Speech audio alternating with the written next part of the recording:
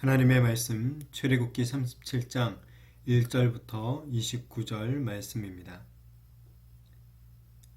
부살렐이 조각목으로 궤를 만들었으니 길이가 2규빗반, 너비가 1규빗반, 높이가 1규빗반이며 순금으로 안팎을 싸고 위쪽 가장자리로 돌아가며 금테를 만들었으며 금고리 넷을 부어 만들어 네 발에 달았으니 곧 이쪽에 두 고리요 저쪽에 두 고리이며 조각목으로 채를 만들어 금으로 싸고 그 채를 궤 양쪽 고리에 깨워 궤를 매게 하였으며 순금으로 속죄소를 만들었으니 길이가 2규빗반 너비가 1규빗반이며 금으로 그룹 둘을 속죄소 양쪽에 쳐서 만들었으되 한 그룹은 이쪽 끝에 한 그룹은 저쪽 끝에 곧 속죄소와 한 덩이로 그 양쪽에 만들었으니 그룹들이 그 날개를 높이 펴서 그 날개로 속죄소를 덮었으며 그 얼굴은 서로 대하여 속죄소를 향하였더라.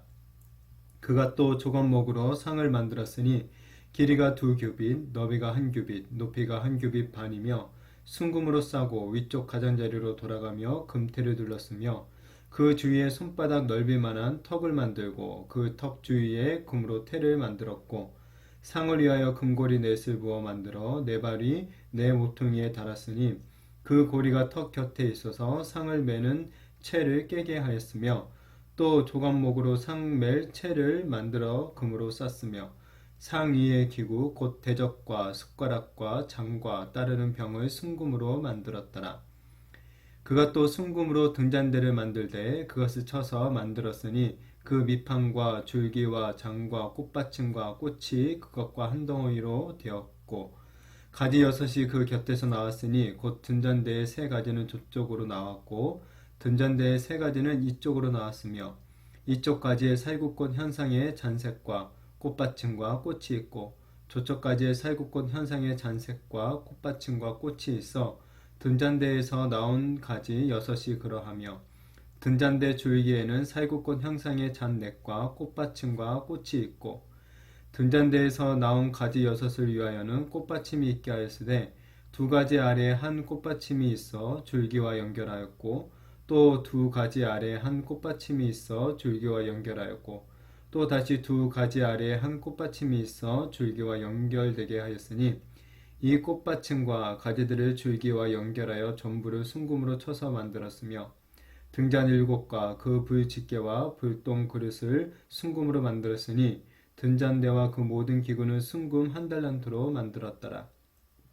그가 또 조각목으로 분향할 제단을 만들었으니 길이는 1규빗이요 너비도 1규빗이라 네모가 반듯하고 높이는 2규빗이며 그 뿔들이 제단과 연결되었으며 제단 3면과 전후 좌우면과 그 뿔을 순금으로 싸고 주위에 금테를 둘렀고 그 테 아래 양쪽에 금고리 둘을 만들었으되 곧 그 양쪽에 만들어 제단을 매는 채를 깨게 하였으며 조각목으로 그 채를 만들어 금으로 쌌으며 거룩한 강의와 향품으로 정결한 향을 만들었으되 향을 만드는 법대로 하였더라. 아멘. 오늘 본문은 하나님께서 이제 명령하신 대로 이 선막에 들여놓을 이 기구들, 이 기물들을 제작하고 있는 것을 보여주고 있습니다. 오늘 말씀에서는 이제 언약궤와 떡상, 등잔대 그리고 분향단을 만들고 있습니다. 이러한 이 여러 가지 물품들 가운데 가장 중요한 것을 뽑으라면 언약궤죠. 오늘 이 묵상은 좀 이 언약궤를 중심으로 해서 언약궤가 가지고 있는 이 3가지 중요한 특징들에 대해서 한번 우리가 묵상을 해보고자 합니다. 이 세상의 모든 왕들은 특별한 의자에 앉아서 세상을 호령합니다. 왕들이 앉아있는 이 특별한 의자를 가리켜서 우리는 보통 이제 왕자다 아니면 혹은 이제 보좌다라고 이렇게 부르죠. 이 보통 왕의 이런 보좌는 이제 금으로 보통 만들어지고 온갖 보석으로 또 화려하게 아름답게 이제 치장을 하게 되죠. 그래서 그 나라의 어떤 이 권위, 왕의 권위를 갖다가 드러내죠. 언약궤는 이 일종의 이런 왕의 보좌입니다. 근데 좀 특이한 점이 있다면 이 다른 그러니까 보좌와 어떤 다른 점이 있다면 이 비어있는 보좌라는 점입니다. 하나님께서 자신의 보좌를 갖다가 그러니까 텅 빈 공간으로 이 비워 놓으신 것이죠. 눈에 보이지는 않지만 하나님께서 이 언약궤라는 보좌에 앉으셔서 이 이스라엘을 갖다가 친히 다스리시는 것이죠. 이 언약궤와 비슷한 형태의 물건은 이 이스라엘만의 어떤 고유한 것은 아닙니다. 고대의 어떤 벽화나 유물들 가운데서도 이 언약궤와 비슷한 이 상자 모양의 물건들이 이제 발견되기도 합니다. 그 물건들은 이 언약궤와는 이제 자세한 모양이나 어떤 형태 이런 것들은 다르지만 일종의 상자 형태로 이제 양쪽에 수호 천사들이 비슷하게 서 있습니다. 그런데 이제 한결같이 그 세상의 그런 궤들 중앙에는 이 자기들이 섬기는 그 신들의 형상이 이제 새겨져 있습니다. 놓여 있습니다. 그런데 하나님의 이 언약궤에는 유일하게 중앙에 아무것도 놓여 있지 않다라는 것이죠. 이 다른 궤들과 비슷하게 언약궤에도 이제 양쪽에 이런 그룹들이 서 있죠. 그룹들이 하나님을 받들고 있는 그런 모습으로 서 있습니다. 그런데 정작 그 가운데는 아무것도 놓여 있지 않고 아무것도 보이지 않는 것이죠.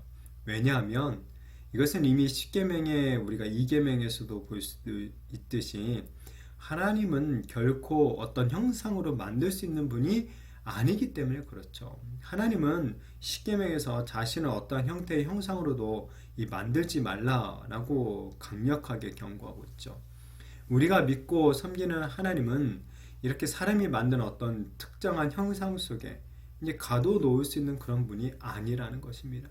사람이 이 틀 속에 집어넣어서 신을 갖다가 이제 틀 속에 집어넣어서 필요할 때마다 뭐 만지고 보고 느껴볼 수 있는 그런 분이 그런 하나님이 아니라는 거죠. 이 신을 형상화한다라는 것은 결국엔 인간이 신을 갖다가 자기 마음대로 조종하겠다라는 그런 의도인 것이죠. 그러니까 사람이 자신의 어떤 필요와 욕구에 따라서 이런저런 다양한 신들을 만들어 놓고 이 자기의 어떤 이 만족을 위해서 그 신들을 사용하게 되는 것이죠. 이 인간의 종교가 될 뿐이죠. 그러나 오늘 하나님께서는 이 언약궤 한가운데를 갖다가 텅 비워 놓으십니다. 그것은 그 자체로 하나님 자신이 누구인지를 오늘 우리들에게 이 누구인지를 분명하게 보여주고 있는 것이죠. 하나님은 이 보이지 않는 분이십니다. 오늘날 여전히 우리는 하나님을 우리의 두 눈으로 볼 수가 없죠. 그러나 우리 눈에 이렇게 보이지 않는다고 해서 하나님이 계시지 않는 것은 아니죠. 사실 우리가 매 순간 흡입하고 내뱉는 공기도 우리 눈에 보이지는 않는 것입니다. 그렇지만 우리는 이 공기가 존재한다라는 것을 확실하게 알고 믿고 있죠. 하나님이 단지 우리 눈에 보이지 않는다고 존재하지 않는 것은 절대 아니죠. 하나님은 눈에 보이지는 않지만 오늘도 이 자신의 보좌에 앉으셔서 우리 성도들 또한 온 세상을 통치하고 다스리시고 또한 인도하고 계시는 줄로 믿으시기를 바랍니다. 하나님의 이 통치는 우리 눈에 보이지 않지만 지금도 계속되어 있다라는 것입니다. 우리는 이것을 잊지 말고 살아가야 되는 것이죠. 우리가 비록 이 땅에서 이 땅이 정한 어떤 법들을 우리가 지키면서 살아가지만 우리 성도들의 제일 원칙, 정말 우리를 다스리시는 진정한 왕은 바로 하나님이시다. 눈에 보이지는 않지만 하나님이시다라는 사실을 우리는 믿어야 되는 것입니다. 다음으로 이 언약궤 이제 안에는 돌로 된 두 증거판이 보관되어 있습니다. 오늘 본문에서는 이 증거판에 대한 언급은 나오고 있지는 않습니다. 그러나 이제 앞에 우리가 25장에서 이미 하나님께서 언약궤 안에 증거판을 넣으라고 명령하신 것을 보았죠.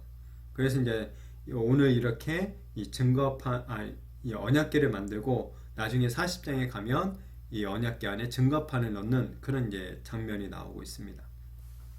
이 당시에 다른 나라들의 경우에도 이 각자 중요하고 어떤 신성한 물건을 갖다가 자신들의 궤 안에 넣는 그런 관행이 있었습니다. 그러나 이스라엘은 거기에 이제 증거판을 보관을 하는 거죠.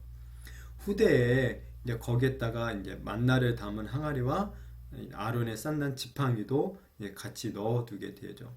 자, 그러나 이제 증거판이 언약궤 안에 있어서 가장 중요한 물건이 되는 것이죠. 이 증거판은 하나님께서 직접 써준 십계명의 두 돌판을 의미하죠. 십계명은 이 증거의 그러니까 돌판이 되는 것입니다. 바로 하나님이 살아계신다라는 이 증거의 돌판이 되는 것이죠. 하나님은 한 분 하나님이시며 이 창조의 하나님이시며 애굽에서 이스라엘 백성들을 구원하신 구원의 하나님이시라는 증거를 드러내고 있는 게 바로 이 십계명의 두 돌판이라는 거예요. 이 증거판을 이 언약궤 안에 넣어 놓음으로써 인해서 이스라엘 백성들은 언제나 이 십계명의 하나님, 지금도 살아서 역사하시는 창조주 하나님, 구원의 하나님을 기억할 수 있게 되는 것입니다. 그렇다면 오늘날 이 현재 우리에게는 이런 언약궤가 존재하지 않죠. 오늘날 그럼 우리에게는 어떤 증거가 있느냐 하는 것이죠. 우리들에게 하나님이 살아계시다 하는 그 증거는 무엇이냐 하는 것입니다. 여러 가지를 말할 수 있겠지만 가장 확실한 증거는 바로 하나님의 말씀인 성경일 것입니다. 그렇게 우리는 항상 이 성경을 통해 이 창조주가 되시며 구원자가 되신 또한 심판주가 되신 하나님을 날마다 기억하며 살아가야 할 것입니다. 정말 우리가 앞에서 얘기했던 것처럼 하나님은 우리 눈에 보이지는 않지만 이 성경을 통해서 하나님이 정말 살아계시다는 것을, 하나님께서 우리의 구원자가 되신다는 것을, 하나님께서 또한 우리의 이 심판주가 되신다는 것을, 이 창조주가 되신다는 것을 우리는 확실히 증거하고 있으며 또한 이 증거를 믿고 우리는 살아가야 된다는 것이죠. 마지막으로 이 언약궤는 이동하는 보좌라는 그런 특징을 가지고 있습니다. 언약궤 양쪽에는 이 채가 달려 있어서, 그러니까 고리가 달려 있어서 제사장들이 어깨에 이 언약궤를 메고 이제 이동을 하게 되죠. 언약궤뿐만 아니라 선막의 모든 기물들도 이렇게 이동을 합니다. 선막의 기구들이 이렇게 채가 달린 이유 중 하나는 신속한 이동을 위해서입니다. 광야에 선막을 세워놓고 이스라엘 백성들이 하나님의 그 구름 기둥의 이동을 따라 이제 이동을 하게 되죠. 따라서 선막을 이동할 때, 그러니까 선막을 분해해서 모든 비품을 이제 이렇게 운반을 해야 하는 것이죠. 후에는 이제 이 가나안 땅에 들어가고 나서는 이 언약궤는 중앙 성소, 중앙 성전에 이제 영원히 안치가 되고 그 자체로 그것은 어떤 하나님의 영원한 통치를 상징해 주게 되죠. 그러나 이 광야에서의 언약궤는 이동을 하게 되는데 이것은 또 다른 교훈들을 우리들에게 주고 있죠. 바로 하나님이 움직이시는 하나님, 이동하시는 하나님이시다라는 점을 보여주고 있는 것이죠. 그러니까 우리는 하나님 앞에서 이렇게 언약궤를 모시는 것과 같은 삶을 살아가야 된다는 것입니다. 이것은 양면성을 가지고 있는 것인데 하나는 언약궤 위에 앉아서 통치하시고 다스리시는 하나님 앞에서 우리는 그분의 그 통치하심, 다스리심을 받아야 되는 것이고, 동시에 우리는 하나님의 보좌가 이동할 때 그것을 따라가야 한다라는 것이에요. 하나님께서 우리를 이끄시는 대로 우리는 이 순종하는 삶, 순종하는 길로 나아가야 된다라는 것을 이야기합니다. 우리의 성도들의 삶을 이 광야의 나그네와 같은 삶으로 자주 표현을 하죠. 이 광야에서 혼자 길을 걸어가는 것은 굉장히 위험하죠. 그러나 우리는 결코 홀로 이 광야와 같은 인생길을 걸어가는 자들이 아닌 줄로 믿습니다. 왜냐하면 우리에게는 하나님의 언약궤가 있기 때문에 그렇습니다. 이 언약궤 위에 자장하신 하나님께서 우리의 광야 인생길을 함께해 주시기 때문인 줄로 믿습니다. 매일 광야와 같은 인생길을 우리가 걸어가고 있지만 그 가운데 정말 우리 가운데 자장하셔서 언제나 우리와 동행해 주시고 또한 우리가 가야 될 길들을 밝히 보여주시는 그런 은혜들을 누리게 되는 우리 성도님들이 되시기를 바랍니다. 정말 원하기는 이 하나님의 말씀을 통해서 정말 우리가 살아가야 될 바른 길, 이 생명의 길을 발견하며 또 그 길에 순종하여서 결국에는 영원한 안식의 땅에 이르게 되는 저와 우리 모든 성도님들이 되시기를 예수님의 이름으로 축복합니다.